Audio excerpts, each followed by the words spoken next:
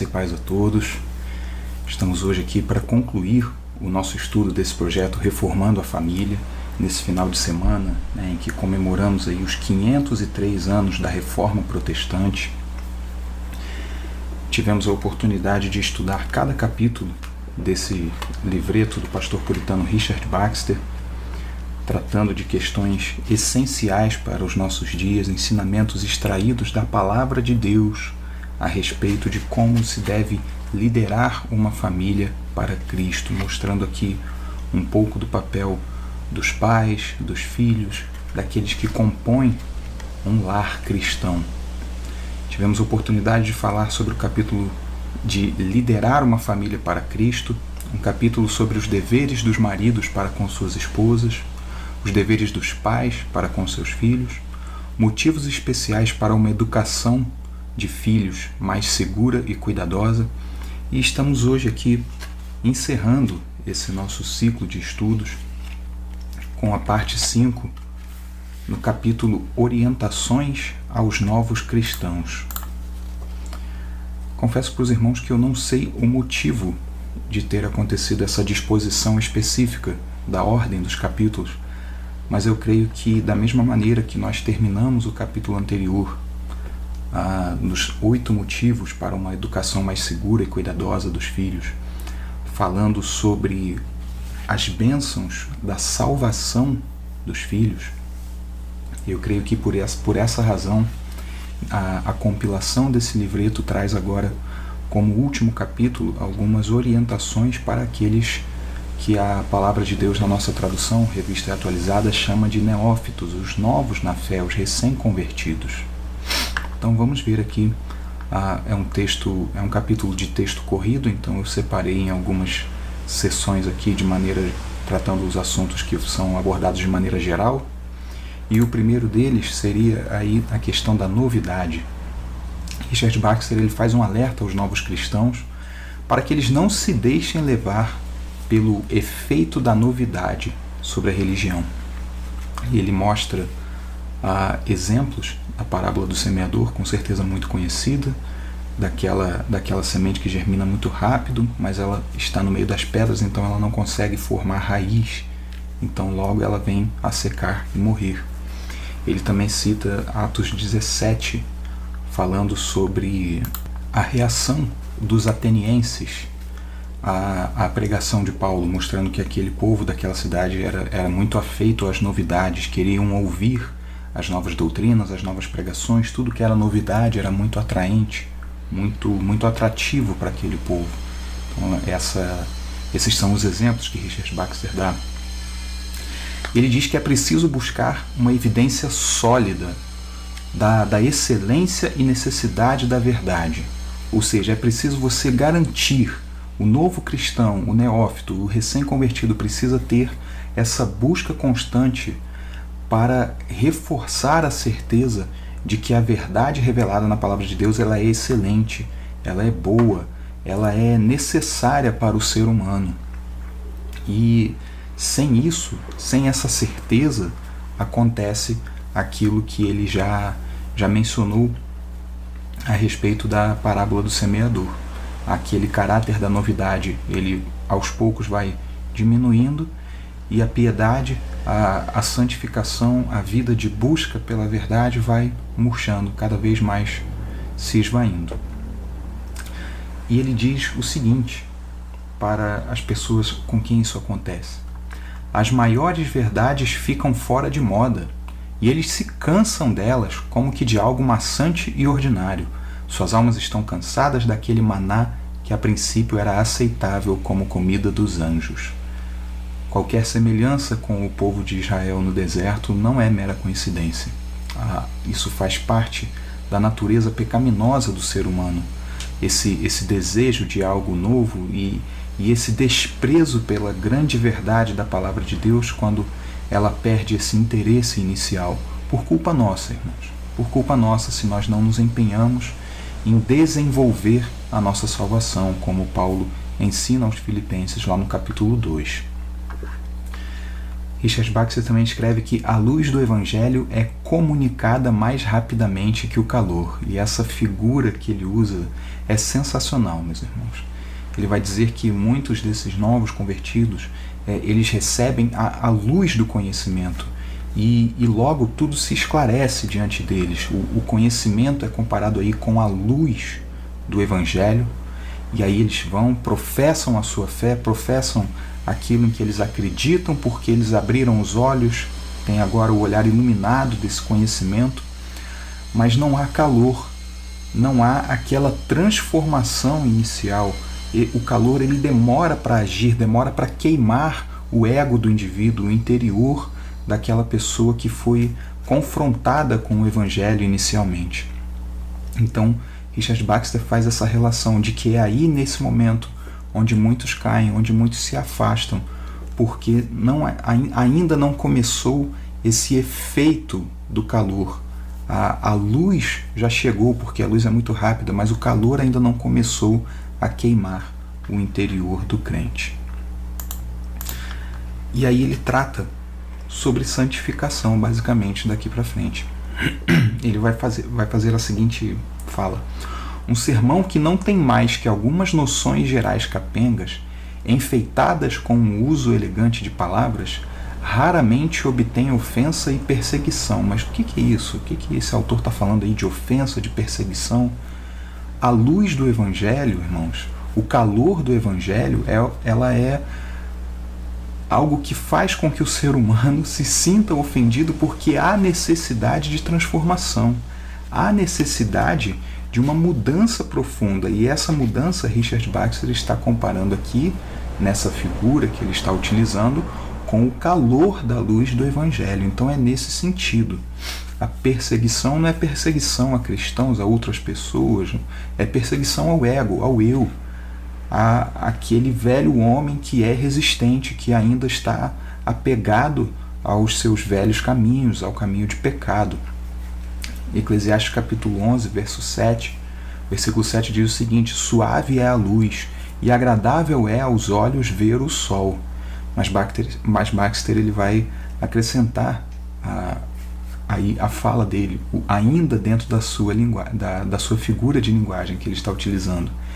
Não é o caso, né, de ser agradável aos olhos quando você está sendo queimado pelo calor do sol. Uma coisa é a luz do sol ao pôr do sol, ao nascer do sol. Outra coisa é a luz do sol do meio-dia, que está queimando a sua pele, que está mesmo fazendo com que haja uma transformação, fazendo aí com que você sinta os efeitos daquela luz. E aí ele compara com que Malaquias fala da vinda do Senhor, lá em Malaquias 3:2. Ele é como o calor do ourives, daquele que está purificando ali o metal para que ele se torne puro. Cristo foi muito desejado pelos judeus, o Cristo Messias, nesse sentido estrito da palavra Cristo.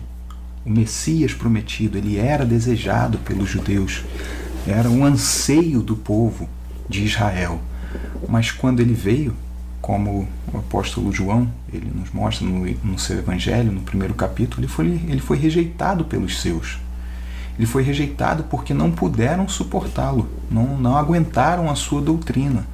A expectativa dos judeus era uma, mas o que Jesus veio ensinar, confirmando a lei, era uma coisa completamente diferente.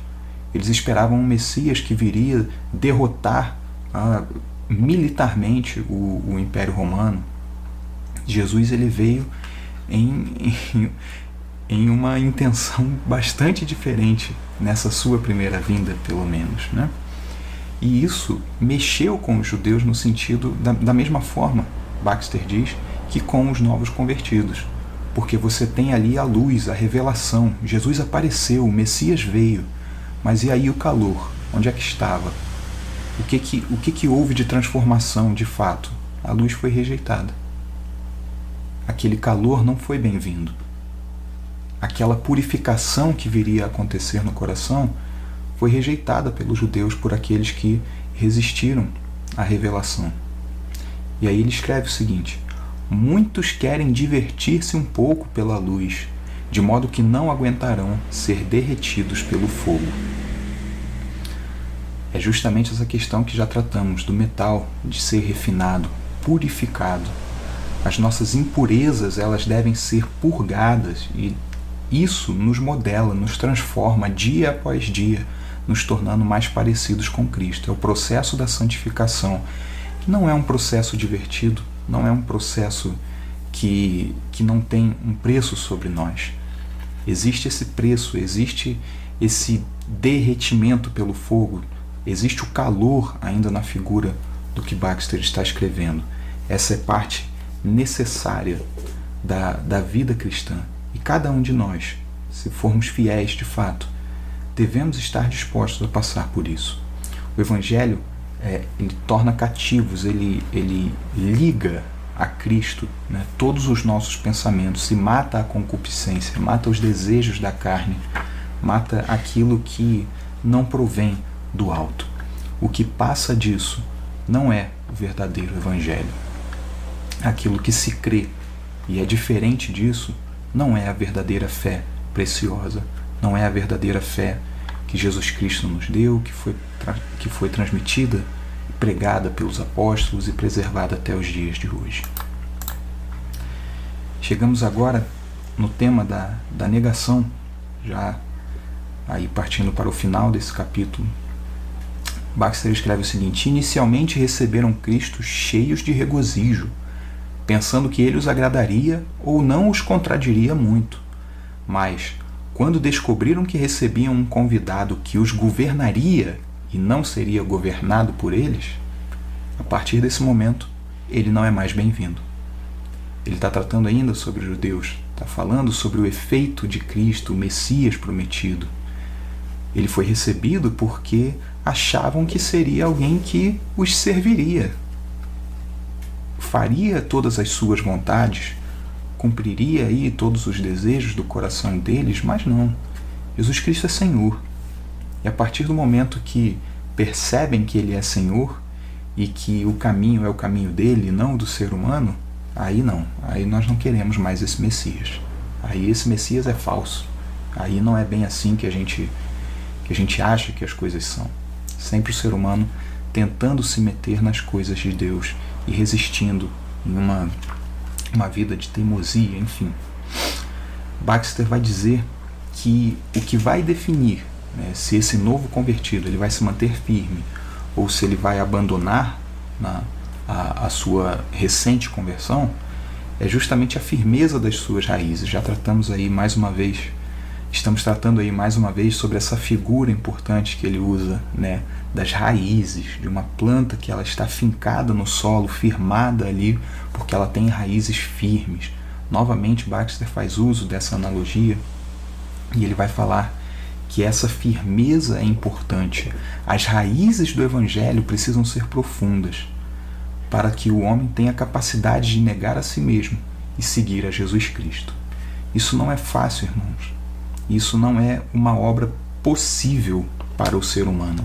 Em termos puramente humanos, estamos tratando de algo impossível, sem o auxílio do Espírito Santo, que nos capacita, que nos motiva, que nos dá a vida, que nos mostra o momento de buscarmos a Deus em oração em todo o tempo, que nos ensina as Escrituras quando nós precisamos, quando nós nos debruçamos sobre ela para aprender mais da palavra de Deus. Sem a obra do Espírito Santo, essas raízes do Evangelho não se aprofundam, não se firmam, e será impossível. Será impossível para o ser humano desejar, sem o auxílio do Espírito Santo, negar-se a si mesmo e seguir a Jesus Cristo. E essa é a vida do discípulo, esse é o chamado do discípulo. E é assim que nós devemos ser. E olha que coisa interessante. É assim que os pais devem criar os seus filhos. Vimos isso nos 2 últimos estudos. Caso você não tenha assistido, pode retornar lá. A gente deixa os links aqui na descrição e ao final do vídeo também. Mas são questões que elas estão completamente interconectadas. A Baxter ele vai repetir essa ideia diversas vezes, de que em casa os pais eles têm a primazia sobre o ensino, a educação dos filhos para a salvação. O discipulado primordial, ele cabe aos pais e depois à igreja. Em terceiro lugar, nós vemos aqui também a fala dele, uma outra figura. Assim como nem todas as flores, né, que desabrocham, elas permanecem ao longo da primavera, infelizmente, né, aos nossos olhos, nem todos os convertidos permanecem firmes nessa nova caminhada. Alguns são corrompidos, né, pelas esperanças humanas, outros se acovardam, acabam se assustando por conta de ameaças, de perseguições, de dificuldades mesmo, de provações da vida, e outros simplesmente se cansam da responsabilidade que essa transformação de vida carrega consigo. E nós vemos aqui, por fim, a questão da conversão. Esse trecho aqui, né, depois dessa figura de linguagem que Baxter usa das flores, talvez aí fazendo um paralelo com a parábola do semeador, ele vai escrever esse trecho muito apropriado, e eu vou fazer a leitura direto para os irmãos do texto mesmo do livro, porque eu creio que deixa bem claro, né, o que era a intenção do autor. No início da nossa conversão, nós temos um mais apaixonado pesar pelos nossos pecados e um amor à piedade maior do que conseguimos manter posteriormente. Talvez a fraseologia dele não seja mais fácil, mas para a gente entender bem aqui, naqueles primeiros momentos, nos primeiros passos nos caminhos do Senhor, os primeiros momentos após a nossa conversão, os nossos pecados, eles mexem mais conosco, eles nos entristecem mais, nos deixam em um pesar mais intenso.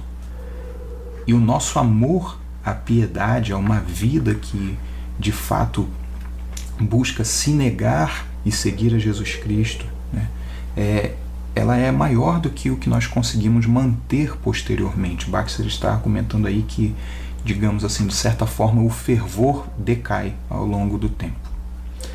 E ele prossegue: é dever dos ministros perceber essa disposição em seus ouvintes e não os entediar dando a mesma coisa, mas servi-los com uma variedade aprazível e proveitosa. Mas olha aqui, não pregando a eles um outro Cristo ou um novo Evangelho. É o mesmo Deus, mesmo Cristo, mesmo Espírito, mesma Escritura. É o mesmo paraíso, a mesma igreja, mesma fé, mesma esperança, mesmo arrependimento, mesma obediência. Tudo isso é que deve ser pregado a eles por toda a nossa vida, porém com uma variedade aprazível e proveitosa. Talvez a gente possa relacionar isso, meus irmãos, com as falas do salmista. Cantai ao Senhor um cântico novo, entoai ao Senhor um cântico novo. A mente e coração renovados, eles se alegram, eles se agradam do velho evangelho, da velha mensagem, porque ela não está desatualizada. Ela pode ser antiga, mas ela é atual.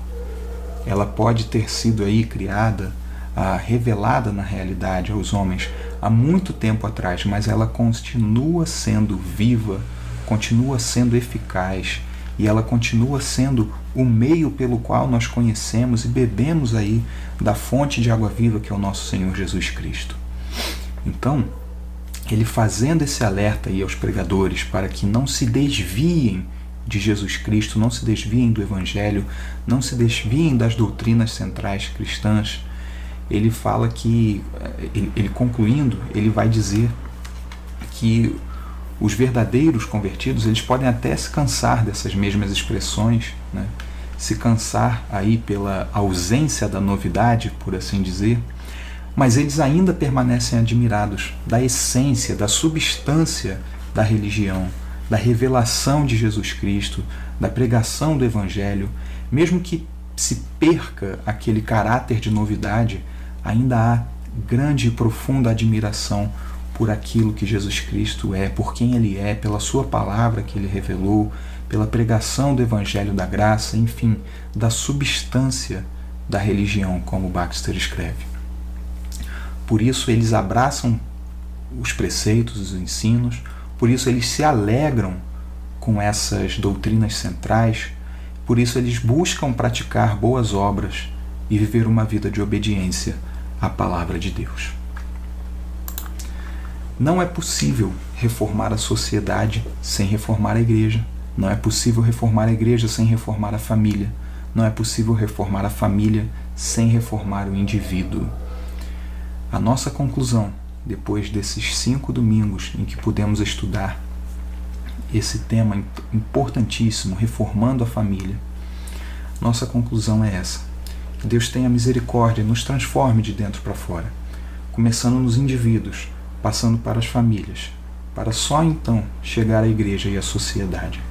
Muitas vezes nós pecamos porque erramos na nossa ânsia, no nosso desejo de transformar tudo que está errado ao nosso redor, e muitas vezes está errado sim, mas esquecemos de olhar para nós mesmos, irmãos. Da mesma forma que lá no século XVI houve uma necessidade da reforma na igreja, na sociedade, hoje em dia a nossa sociedade também carece de reforma. A nossa igreja evangélica brasileira, falando assim em um termo bem geral, ela carece de uma reforma profunda, de um avivamento real, operado pelo Espírito Santo, de fato, que vai levar, que leve as pessoas a buscar a glória de Jesus Cristo, que manifeste mesmo com a sua vida a transformação operada pela palavra de Deus.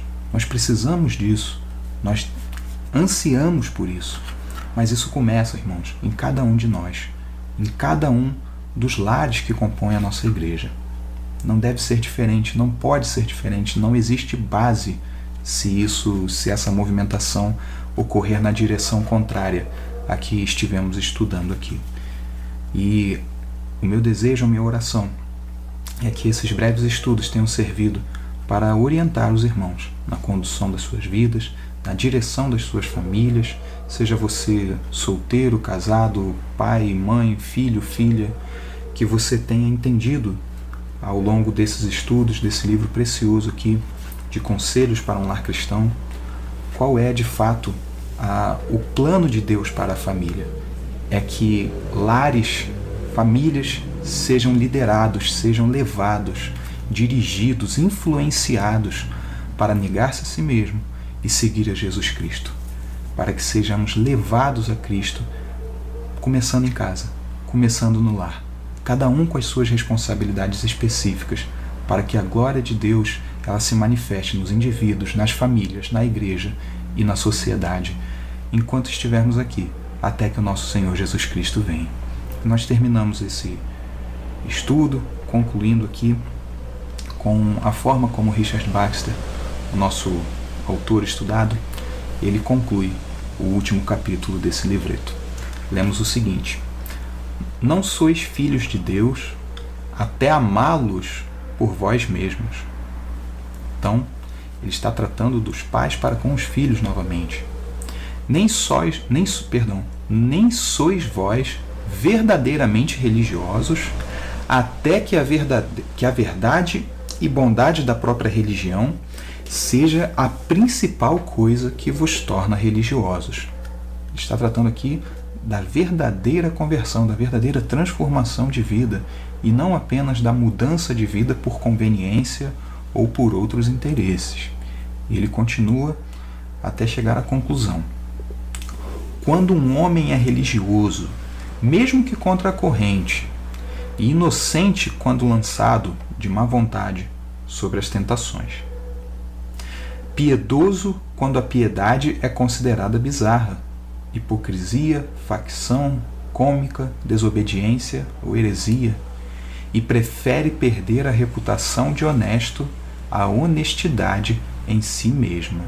Baxter está dizendo basicamente, irmãos, que não somos filhos de Deus, não somos religiosos, até que isso se torne verdade nas nossas vidas, na nossa prática, nas nossas ações, nos nossos pensamentos.